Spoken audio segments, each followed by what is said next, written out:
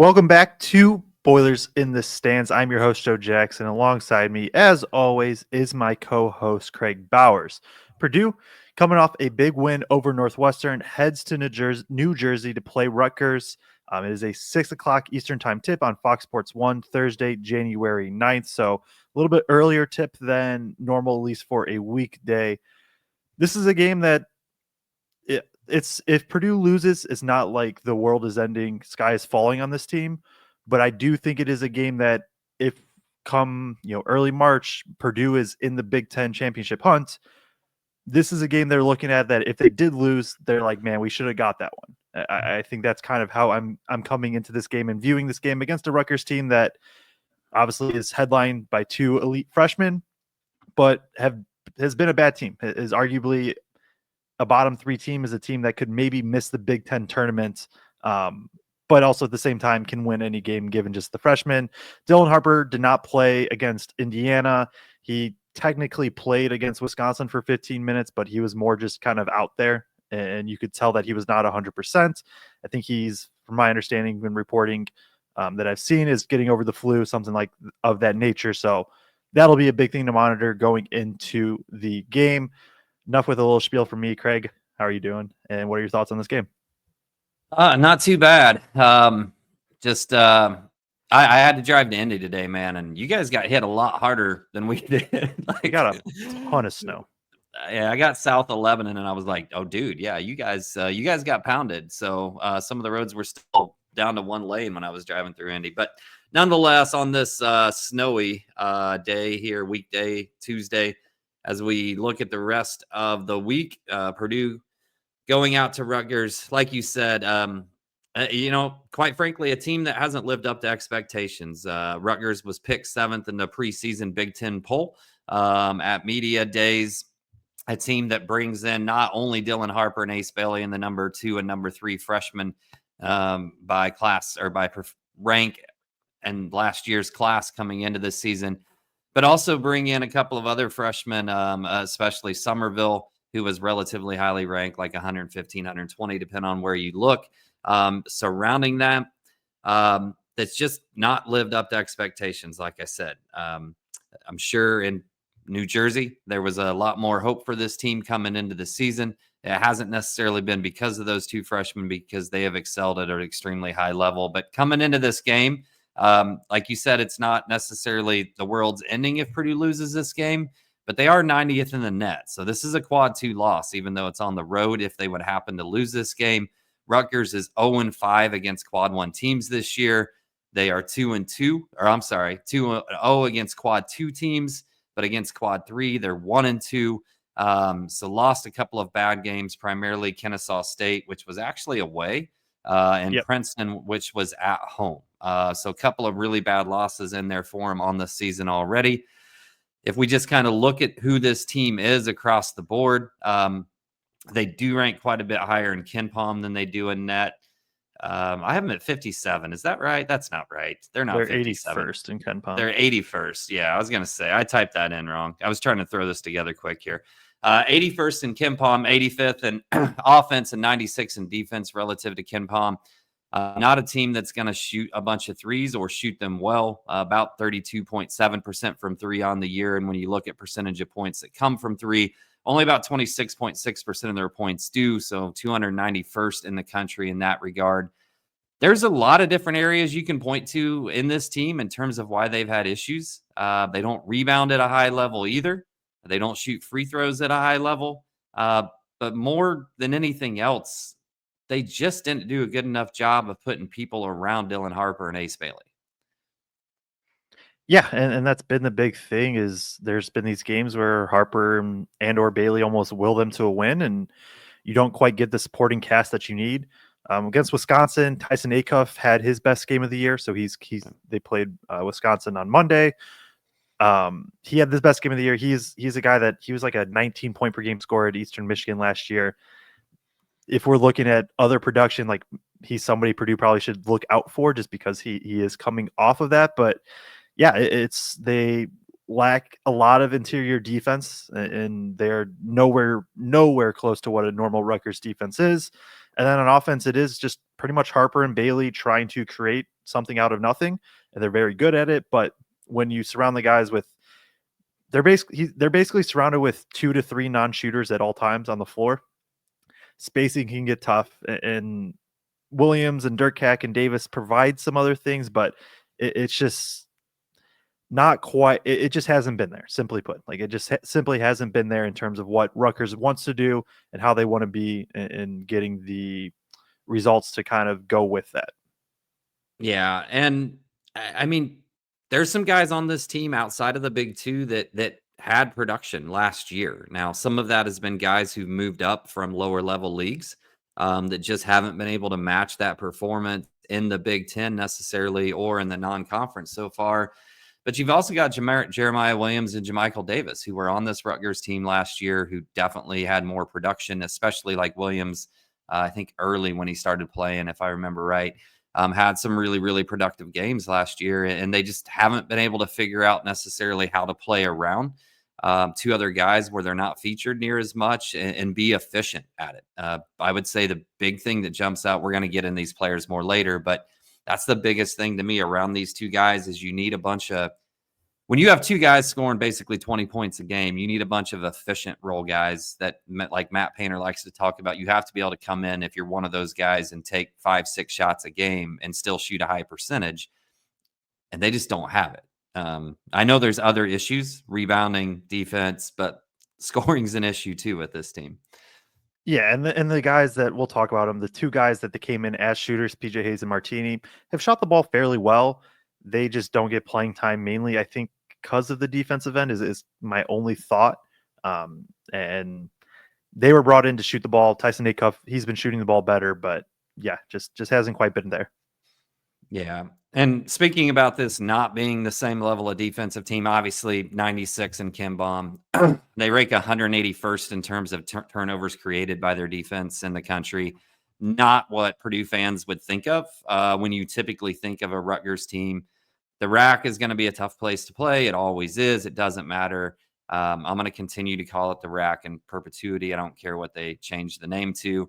I will say there were 2 trips that I really wanted to make this year, and I was really disappointed when the calendar got released because neither of them worked for the schedule. I wanted to make the West Coast trip to Oregon and Washington, and I wanted to make the East Coast trip to Rutgers. So I'm disappointed I'm not going to get to see the rack again this year. But nonetheless, let's dive into some really of these quick off of Go ahead. that. I have one thing is just like, this is at this point in the season, like you could almost call Wisconsin a must win for Rutgers. With that loss, this is absolutely a must win if Rutgers wants any sort of life going forward. I am curious to see what the rack looks like because Purdue is obviously a big draw and just the battles that Rutgers and Purdue has had. But at the same time, there's not a lot of hope in New Jersey right now, and so I am curious to see what the rack looks like. And there's a really good chance. Wisconsin.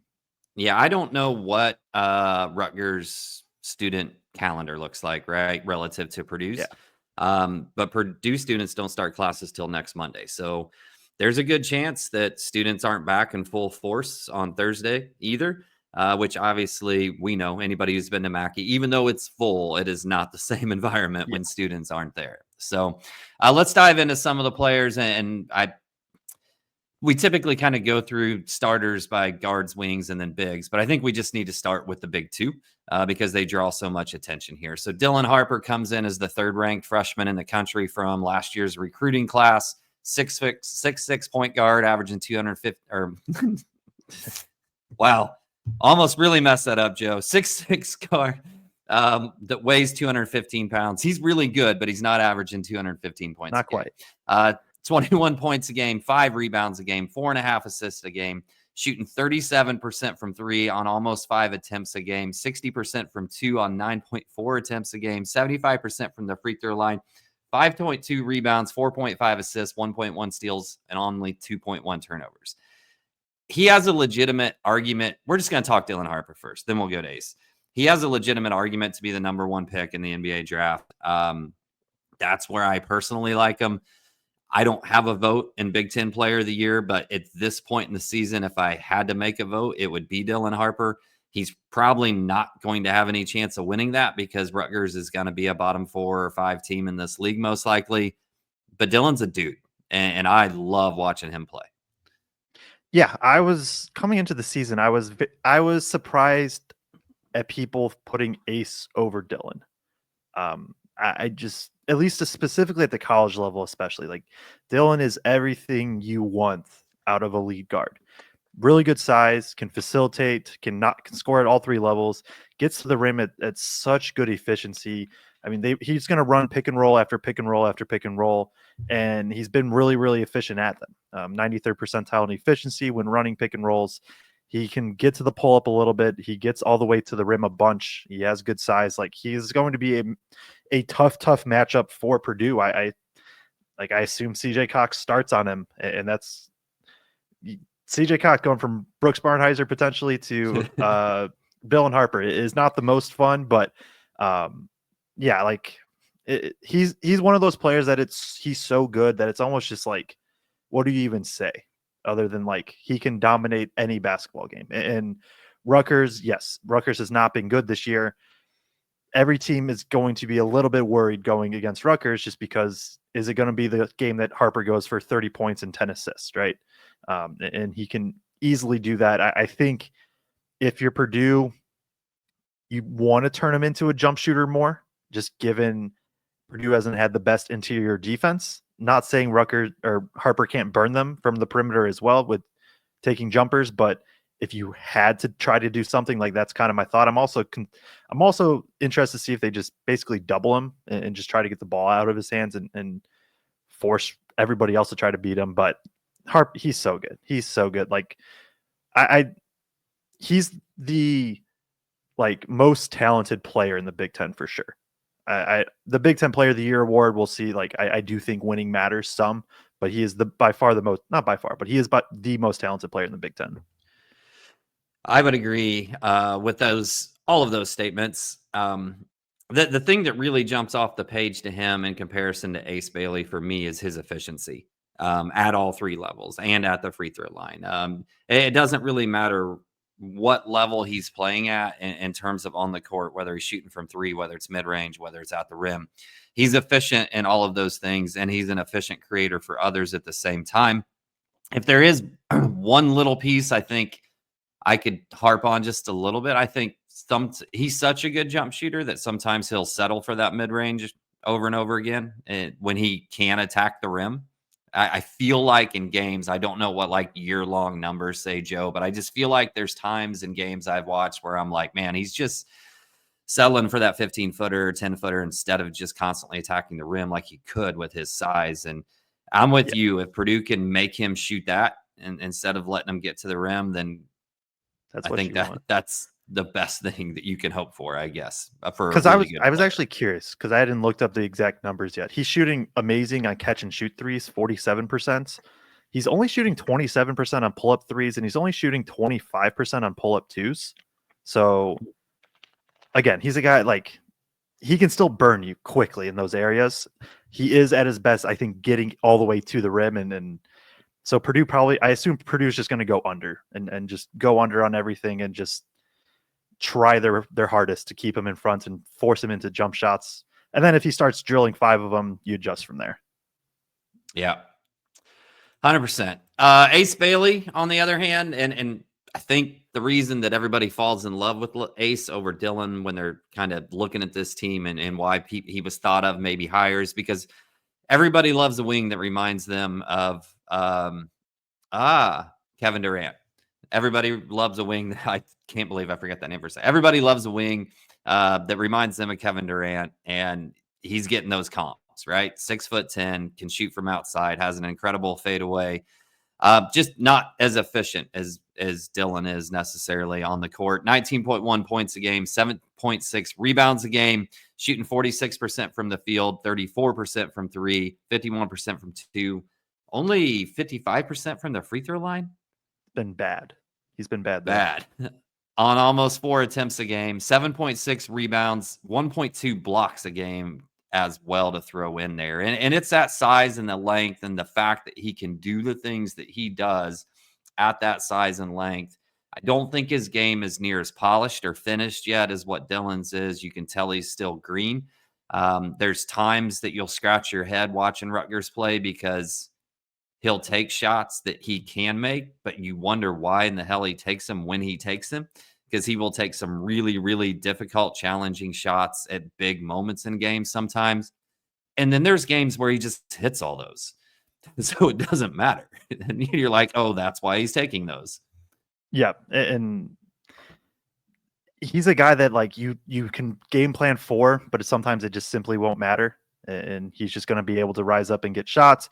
Plays more off ball, more catch and shoot, one dribble type. He also like the ball will stick in his hands a lot. Where if he gets it, he's getting it to try to score. He'll rise up from 20 feet over a defender. It doesn't matter. Uh, and I'm not when I made the Ace versus Dylan comments, I was not necessarily harping on Ace as much as just like, man, Dylan's that good, because Ace can go and single-handedly keep you in a game. He did it against Indiana when he went for 39 points. Dylan Harper didn't play. He went 12 of 21 from 2, 4 of 8 from 3, 3 of 8 from the free throw line. Is also tasked with a lot of rim protection for this team that doesn't really have a true rim protector. So he is going to do that. Imagine it's been 2 months since the season started. So imagine 2 months ago, right? Purdue had just played their first game. And then I told you, hey, yeah, in 2 months when Purdue goes to Rutgers, CJ Cox is going to start on Harper and Caleb First is going to start on Ace Bailey. Because that's what's going to happen. Yep. Would never have guessed that, but that's what's going to happen. And I also, again, Ace Bailey's a guy where it's like it doesn't actually matter who you put on him to a degree. But I do kind of like First, again, as this guy he has length, he has movement to at least force Bailey into tougher shots. Bailey can still drill him, but I do like that First, I assume, will be on him. Yeah, and I'm glad you bring that up, because that was something that I definitely wanted to talk about was I think, like you said, like Ace might still just go for 30 because he can get on a heater like that and he's that good. But I really like the matchup of Caleb on him in terms of being able to try to make things difficult with Caleb's athleticism and length and movement at 6'10", playing against him. So it's going to be really, really interesting to me just to watch that matchup in general for sure. Let's go ahead and talk then about, I guess, for lack of a better term, some of the others on this team. So we're going to go ahead and move to the other three starters.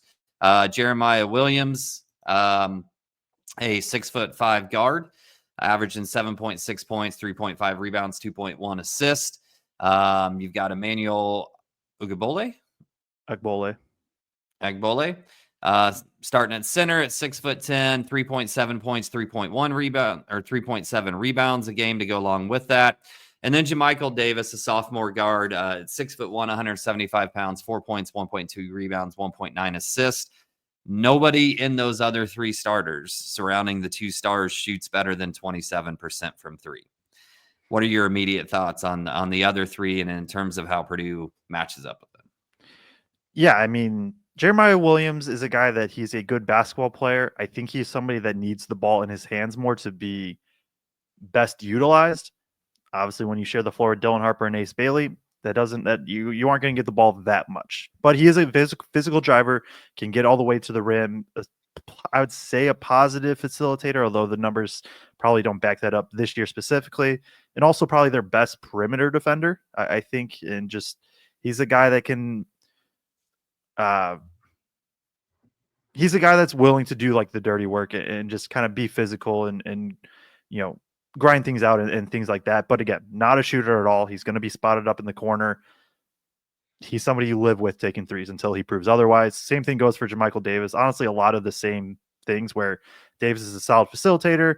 Now, Davis isn't a good finisher at the rim. He's really struggled on the interior, as well as also shooting from three. And so he's somebody right now that like Lawyer's going to start on him, I would imagine. And you just kind of, if he's taking a shot, you just kind of live with it. But yeah, I think he's a guy that individually has some solid defense to him.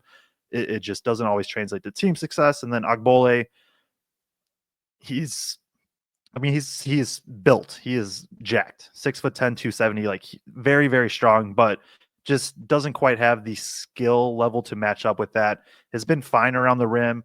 Is okay rim protector. He's going to be, from the most part, from what I've seen, in more of a high hedge defensively.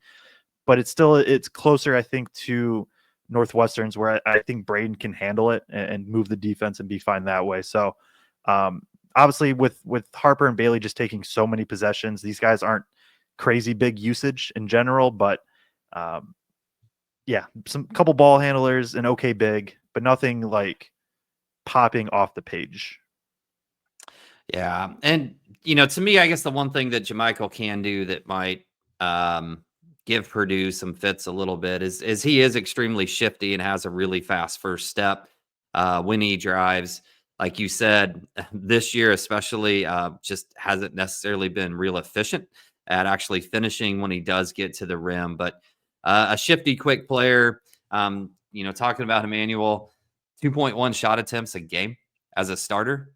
That's got to be one of the lower numbers I think I've seen all year from the starter position. But when you have, like you said, the amount of attempts being taken by the top two here, he's just a big body that takes up space and tries to kind of get some rebounds and be physical on defense, somewhat kind of rim protect. Although I think in terms of actual rim protection, shot blocking, Bailey's probably better at it. Just not going to be a real big offensive threat out there. Let's go ahead and move to some of the backups. I guess there's several on here, obviously, but start with the freshman, Lathan Somerville, comes in ranked 117th by 247 composite this year, averaging 7.7 points a game, 4.1 rebounds. A guy that shot the ball relatively well from an efficiency standpoint around the rim, guy that's got kind of a soft touch, moves decent for a big man. Maybe not the most fit coming in necessarily in terms of just being really athletically there just yet. But I think a guy that is talented, and if he sticks around Rutgers after Dylan and Ace go to the draft, is somebody that certainly might have a bright future there. And then we get into some of guys that they brought in as transfers. So Jordan Durkach. Durkach. Man, I am struggling. I only got 4 hours of sleep, guys. I'm struggling with my pronunciations today. 6'5". He comes in from Merrimack. Averaged 17 last year at Merrimack. This year, just 7.3 points a game, 4.1 rebounds, 2.5 assists. Not a 3-point shooter, only about 23% from three on the year. Maybe let's talk about these two, and then we'll jump to a couple of the other transfers that came in as well. Yeah, Somerville is the backup big that if they need offense, he's going to be the one they go to more. Has a true post-up game. He is a guy that I forget which year it was, but I think it might have been like his junior year of high school. He basically shot up from like 6'2" to 6'9". And so he went from being point guard of his high school team to being a center. And so that you see some of that come through with just the way that he moves and can kind of get to the rim. Somebody that I don't think he's like a great defender either, though, on the interior. He's definitely out there more for an offense. Does knock down free throws, which is a positive sign for at least future development for him. I do agree. I think he's a guy long-term can be really, really good. He's had spot games where he plays really well. A lot of it coming against a little bit weaker opponents, but still, I mean, put up 8 and 5 against Ohio State. 8 points against Texas A&M, 4 rebounds. Like he can still put the ball in the hoop a little bit. And then Durkach's kind of like, he's pretty similar to Jeremiah Williams in that like he's just going to get downhill. And we'll talk about it more with one of the keys of the game, but it's very, very evident with Durkach is he is going to grab and he is going to push the ball. Like he wants to fly up the court, and just try to basically get downhill in 5 seconds or less and just get all the way to the rim, make or miss. You'll see him like, the camera sometimes cuts to whoever just made the bucket, and then it cuts back and it's Durkach already at the rim. And so he hasn't been fantastic, efficiency wise. He hasn't been good, truthfully, and he hasn't even been good finishing around the rim, but he can apply pressure to a defense. He's only made 6 shots outside of the paint all year, all 6 of them being threes. And he's 6 for 26 on those. So like, 6 of 24 for those. Like it's not like it's been great efficiency, but he is somebody that, similar to Williams, can still put pressure on a defense if given the chance. He's another guy though you just help off of in the corner. Yeah. And then Tyson Acuff comes in from Eastern Michigan. I think a guy that they had a lot higher hopes for in terms of his scoring being able to translate. Not that the MAC is a Power 5 league by any means, but we've seen players make that transition from the MAC to upper level before and have success. He averaged 21.7 points a year last year. Kind of been up and down from three when you look at his 3-point percentage from one year to the next. It's like it's good one year, it's not good the next year, and so on and so forth. But this year, 38% from three. In terms of percentage of shot taking, more threes than penetration, but he will penetrate it sometimes and can get downhill. But a little bit smaller at 6'4" than a couple of the others that we've talked about so far. You've got PJ Hayes from San Diego, averaged 10.5 last year out at San Diego, only averaging 3.7 points a game this year, 36% from three on 2.6 attempts per game.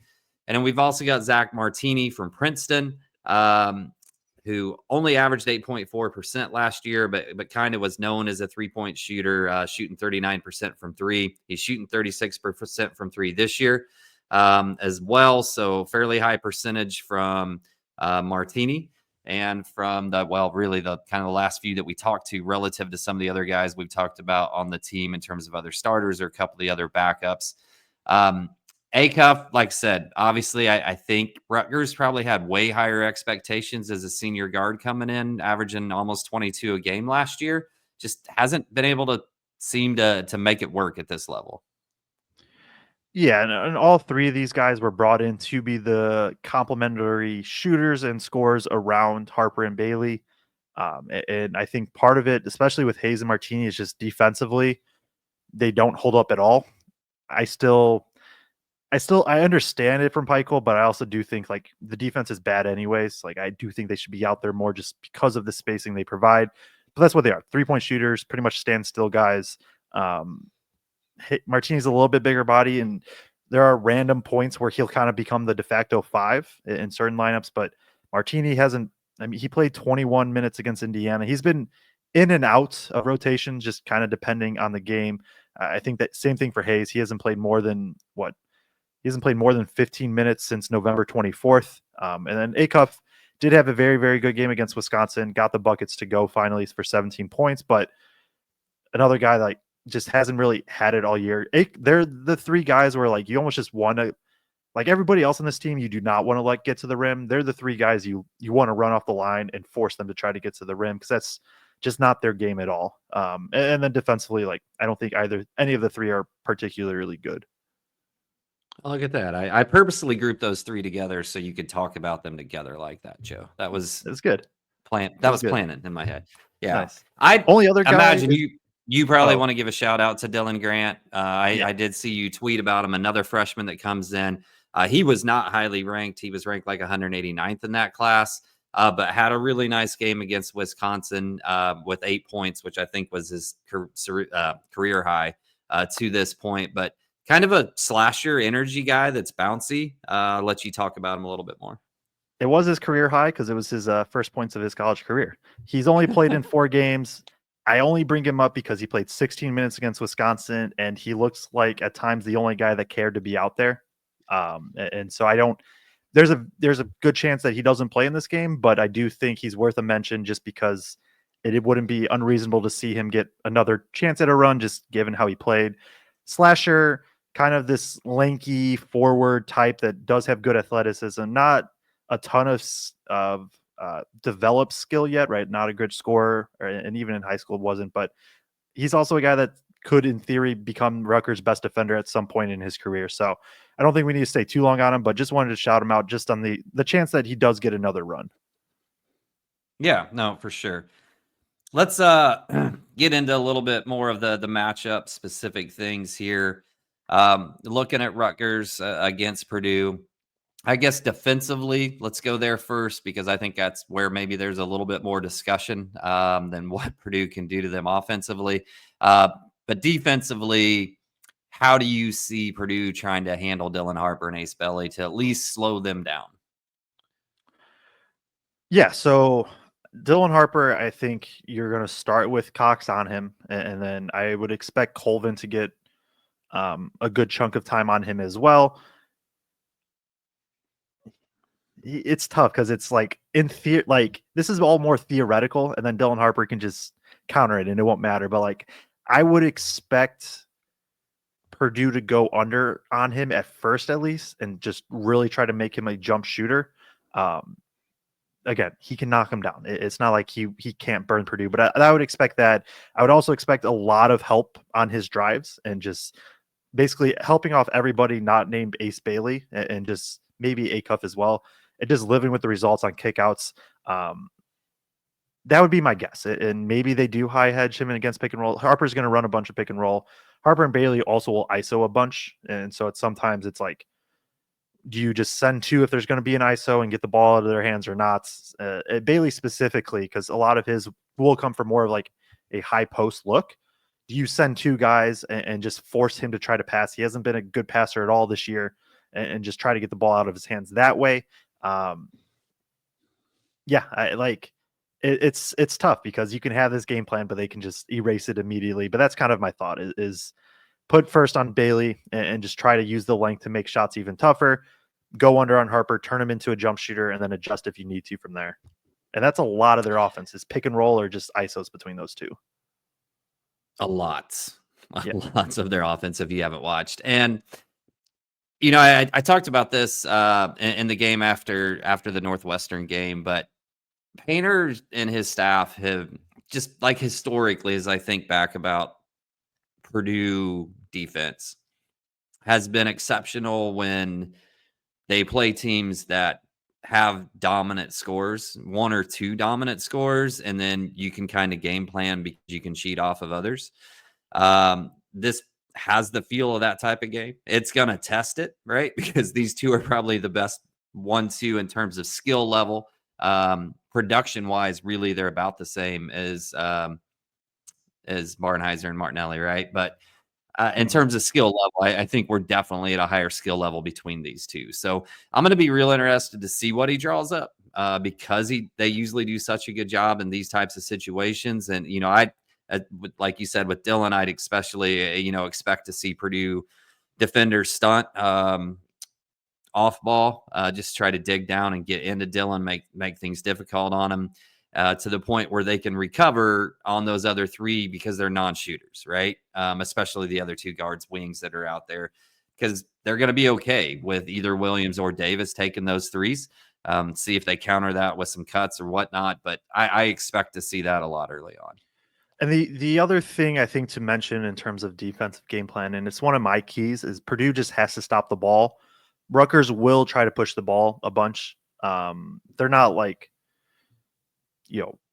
always like Michigan State level of those teams that you think of where it's just the ball's at the rim in 2 seconds, but they're going to get out in transition a lot. Now, they haven't been good in transition, but at the same time, Purdue also hasn't been the best defensively. So I think just being able to slow the ball, trying to jam Harper as he brings the ball up, like just the little things like that, or Durkak, or like I said, Williams, any of them, and just make them get into the half court. Because if you can get Rutgers into the half court, that's where you at least have more of a chance. If it's in transition, you're kind of just hoping that you get a good rim protection game from like First and TKR. I would say the other thing, and like this team is not a good offensive rebounding team per se, or not a great offensive rebounding team, right? Like 29.8% offensive rebounding, which ranks 194th in the country. But somehow they had 18 offensive rebounds against Wisconsin the other night. I mean, it was glaring. And I think part of that was because they were shooting such an awful percentage that there were a lot of balls coming off to try to collect. But nonetheless, if that's just a blip, one random game, or whether that's a trend, we'll see. But obviously, need to keep them off the boards. On the flip side of that, I think Purdue can. This is one of the few teams that we will go up during the year that I feel like Purdue has a chance to dominate the glass against on the other end and collect their own offensive rebounds as well. Offensively, going up against Rutgers defense isn't special this year by any means. Don't create a lot of turnovers. Like I said, 96th in KenPom defense. I guess, how do you view Purdue attacking this defense? Is this a TKR true post-up game? Is this a bunch of Braden Smith and pick and roll? Do we see him run a little more actions? Or can they just do it all? Because this Rutgers team hasn't shown that they've really been able to defend anything at a high level yet.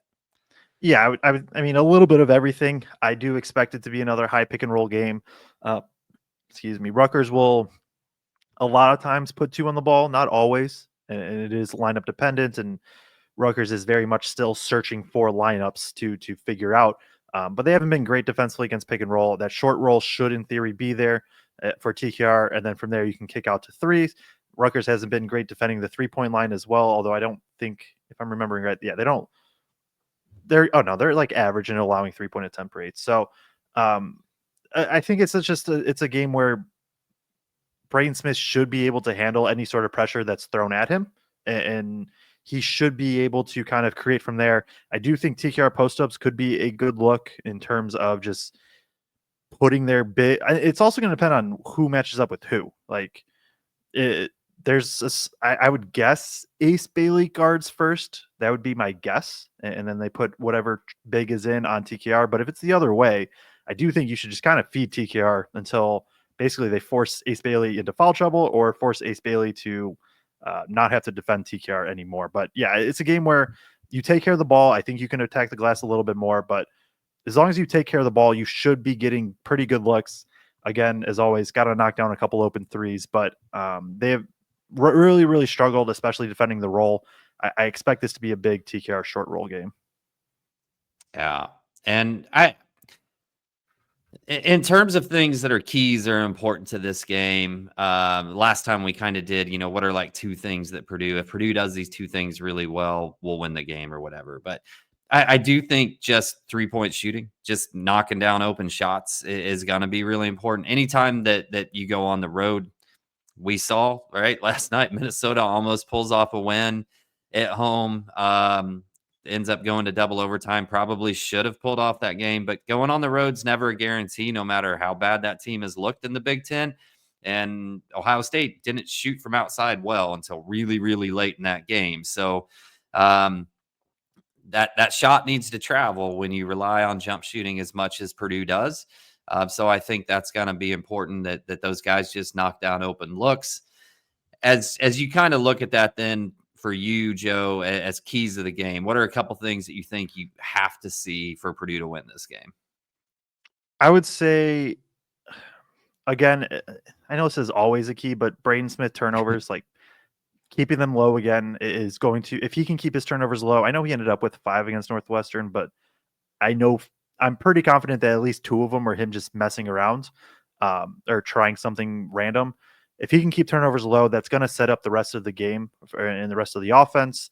I would say that, knock down open threes, and then just make it, like, honestly, almost just don't let anybody else go off. Harper and Bailey are going to get theirs. You hope to make it a little bit more inefficient. Purdue can withstand Harper and Bailey combining for 55 or 60. I don't think they can withstand necessarily those two going for 60. Plus, you get Jeremiah Williams drives. Plus, Tyson Acuff open threes. I think if you can shut down the other guys, it'll make it harder for Harper to try to just carry that much, and also more realistic to shut down the other guys. Last thing is just to start out strong. I don't think this is a game that Purdue necessarily wants to find themselves in the hole and down, 12-4, 12-2 type early. Not that they can't come back, but I think a strong start could just kind of take any sort of wind out of Rutgers sails quick. Okay. So I'm going to go with this. I'm going with 6+ offensive rebounds. Purdue has only lost 1 game this season when they've gotten 6 or more offensive rebounds and 35% from 3 or better. They've also only lost 1 game this year when they've shot at least 35% from 3. So to me, that says that the shooting is traveling.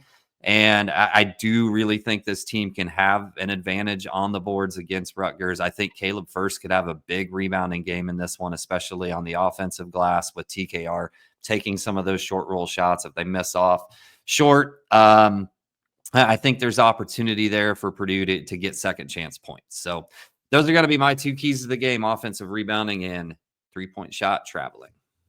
Yeah, and that's fair. And there's actually, I meant to, I'll retweet it after this, but there was a stat put out by, I think it's JG Trends, if I remember right, on Mhm. Twitter. Basically, it's looking at 3-point percentage compared to 3-point variance, and yeah, there it is. And Purdue's basically, you look at it, they're in the upper echelon of 3-point shooting. Of like, they shoot the ball well, but they're also consistent, right? Mhm. I've thrown out the stat of Michigan shoots 36% from three. They've only shot in the 30s twice this entire season, though. I just looked at Purdue's; they haven't shot less than 31% from three on the year.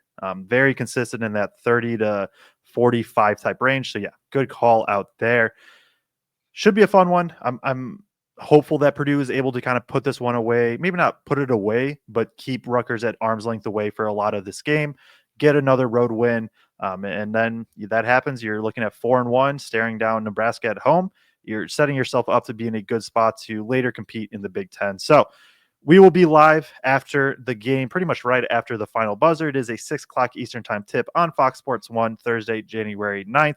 We'll be live right after, so make sure to like, subscribe, turn on bell notifications, and you'll get notified as soon as we do go live. Appreciate everybody tuning in, and we will see you all then.